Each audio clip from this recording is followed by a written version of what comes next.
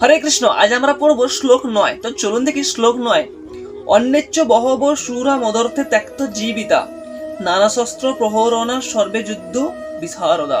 এই শ্লোকটিতে দুর্যোধন দ্রোণাচার্যকে বলছে আরো বহু বীর রয়েছে যারা আমাদের জন্য তাদের জীবন পরিত্যাগ করতেও প্রস্তুত। তারা সকলেই নানা অস্ত্রে শস্ত্রে সুসজ্জিত এবং তারা সকলেই সামরিক বিজ্ঞানে অভিজ্ঞ। তো চলুন তাৎপর্যটি আরো ভালোভাবে বুঝে নেই।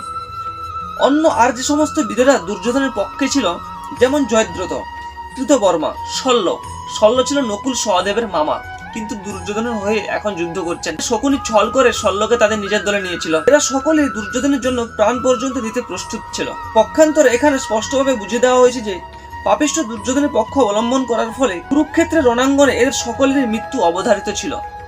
দুর্যোধনের অবশ্য দৃঢ় বিশ্বাস ছিল উপরোক্ত মিত্রদের সম্মিলিত শক্তির ফলে তার জয় ছিল অনিবার্য। আশা করব আপনারা শ্লোকটির অর্থ বুঝতে পেরেছেন। চ্যানেলটা সাবস্ক্রাইব করে রাখুন। আপনার সঙ্গে পরের শ্লোকে নিশ্চিত দেখা হবে। হরে কৃষ্ণ।